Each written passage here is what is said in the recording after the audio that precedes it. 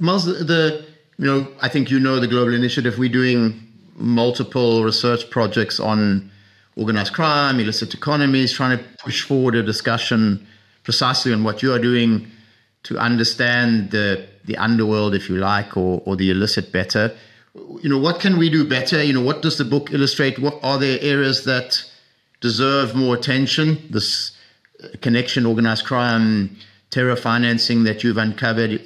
Is there areas in the broader research community from where you sit where things could just be better, where much more work is required? I would say, look, I think the work you guys do is absolutely fantastic, and the people who collaborate with you too. I mean, I think I wouldn't say it's errors. I think it's just a challenge for anyone who's looking at this area. It becomes more and more complicated. The world is becoming an ever more complicated place, which sounds like a little bit of a trite thing to say, but just in terms of the nature of the actors who we would be counting as of interest, and who they're interacting with. So I think one thing I've become really interested in, which is connected to this book, is the interaction between states and regimes, governments which are hostile to the West, and organized criminal groups. And you've had these fascinating interactions between rogue states, sanctioned regimes, whatever you want to call them, and organized crime groups. People have done interesting research, and I think that will become a more interesting area of research.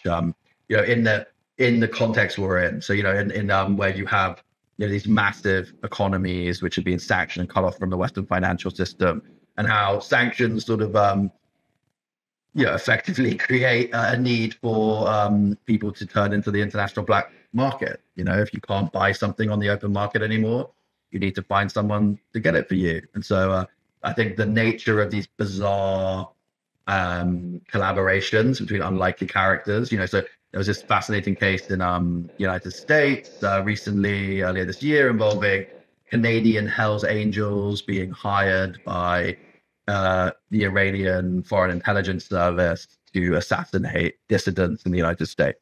Bizarre people you just never would think would be in the same room, so to speak, together. And I think that will be a really interesting continuing area of research, I guess, for us all.